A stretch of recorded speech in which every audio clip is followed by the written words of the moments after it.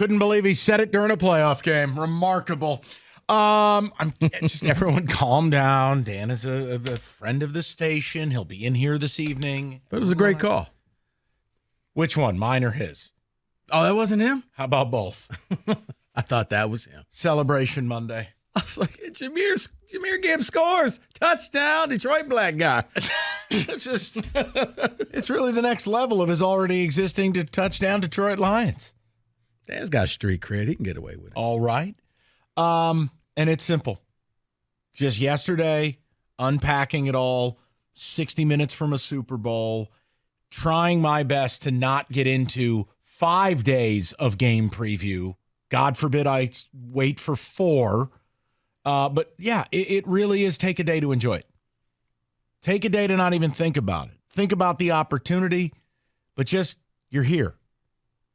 The first playoff win was a unicorn.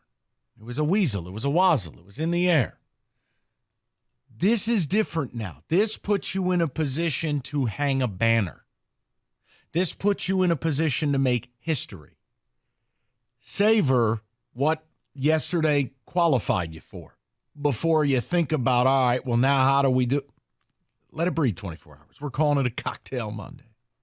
Just enjoy yourself. Relax. Have a little cocktail tonight.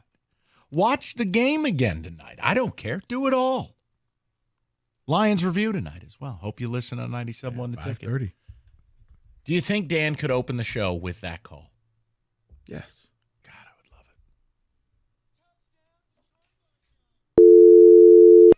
it. All right. We're idiots. Let's go. Dan could do it. He can do whatever he wants when your team's in the NFC title game. Let's go to John, 97.1. Johnny, how you doing, buddy? I'm well. How are you? Super. What's going on? Listen, first of all, yeah, it is a cocktail Monday. Very, very happy for us. The town should be celebrating that kind of thing. But there's 2 points that I value your opinion on. Sure. One, we were able to get depth at the tight end position with Zach Ertz. Is there any chance at all that we get some help at the CB1 position? No. Because Cam Sutton, he can't cover a baby with a blanket. Look, Cam Sutton, it's been a rough month. All right, but it's also been 2 matchups against Justin Jefferson. It's been a matchup against Mike Evans. It's been CD Lamb. Yeah. I'm not going to kill him because, John, the whole thing works together. The reality is the Bucs just didn't block you on the couple sacks you had. Primarily, Baker was allowed to drop back and make plays. It's been the theme every week. You don't stop anybody between the 20s. Now you're doing your job in the red zone a little bit. You're getting a key turnover. True. But, John, I can't beat up on any one of the – I mean, the DBs need some help up front now. The little edge Russell opposite Ayton. No, I definitely agree with. But, John, I'm with you. He was getting beat like a drum, though. It was I know. Wow. Not his finest hour. At least be in the picture. He's getting toasted. Yeah. He's getting toasted. The whiff on Mike Evans. The only other point I wanted to make, if I could, real quick. Sure. Did you guys listen to Stephen A. Smith, who's a little bit of a prick, how he Can't really say that on went the radio, in all right? Language. On Detroit. Language. I mean, he's a weasel. Is that better? It's much better. It's the same thing. But I mean, he was derogatory. He was talking about Detroit and us on the come up and all those good things. But then he went in as far as talking about, the Detroit Lions are this glaring star for Detroit, and the city is just, the Detroit downtown area is nice, but the whole city's trash. And the whole city the Lions are a light for a city. And he was hoping that the politicians and the business people will do something to help the rest of the city. And the only way I could really respond to that was like, if you want to pick every urban city, St. Louis, Atlanta, especially his hometown, New York, you can find an area that's struggling. John, I'm going to ask you this question. What are we doing? Why does it matter? If you know the truth, why does it matter? Yeah, I really, honestly, no offense. I mean, I heard you. No, you're right. You're right. It was just something I didn't expect. To hell with him. I mean, to hell with him. I don't care about his opinion on Detroit. How much time has he actually spent here? Yeah, we can make fun of Detroit. We live here. I don't need to hear from him. Right. Talk about lack of what did your 8 writers not prepare your show for you today? Talk about a lack of content. Yeah. You got to go in on the city. You can't talk about a team that is changing the narrative. Yeah, what's next? Gun violence. And I mean, let's just pull out every bad narrative. Come on now, Stephen A. Be better than that. But yeah, it should. Stephen, please. You can't say that on the radio, Stephen. But it shouldn't matter because you know it's not true. So, yeah, some national media, they're never going to tell you that Detroit is pretty. Well, what the hell do our neighborhoods have to do with Jared Goff? It has nothing to do with Jared Goff, Mike. But when you have nothing bad to say about the football team, you go to the next best thing. Stephen A., if you cannot control your language, you can't be on the show.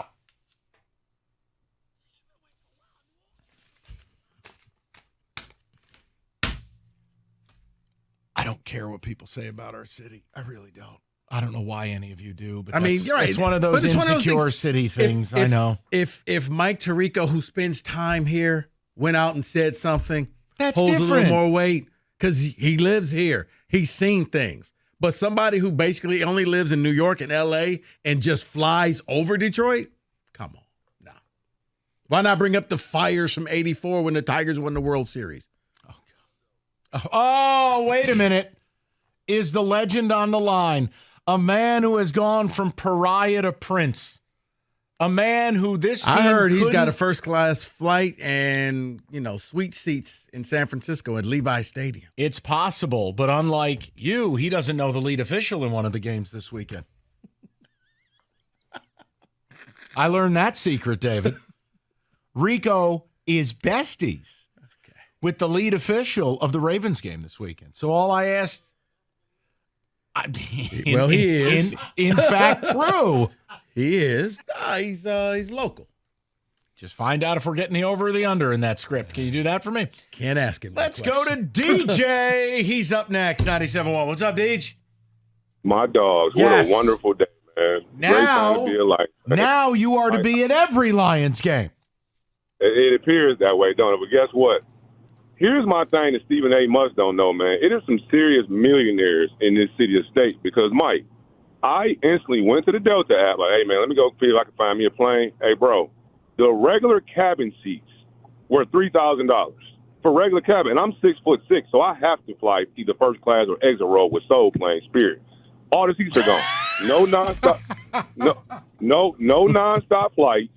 Like, it's crazy. I even went and found me a ticket in San Fran. I found a ticket to the game on the Game Time app for like $600. I'm like, all right, I can put that on my credit card. Cool.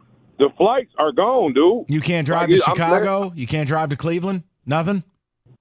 So that's normally what I do, Mike. I'll go to, like, when I went to the Dallas game, that was sold out. So I flew to Houston. It was $700 cheaper, drove over to Dallas, and so on. No. I looked up San Jose. I looked up Oakland. $2,000, $3,000 just for the regular seats, bro. Nah, that's a waste. It's terrible. What about if you fly to Cleveland? No, he's telling you no. And here's the thing, DJ. I mean, you and I can say it. Rico doesn't want to talk about it. That stadium out there is a dump. You don't want to bother with it. Stay home and relax. You know what? Don't believe that, DJ. Because here's the thing. If the Lions win, that's going to be the stadium picture that's going to be up in everybody's man cave.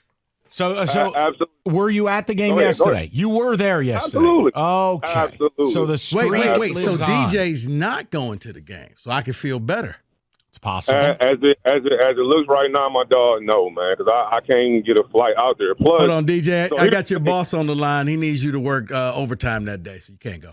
Well, no, here's the thing, dog. So here's the $1 million thing. You know, we Couven Radio. I own my own business.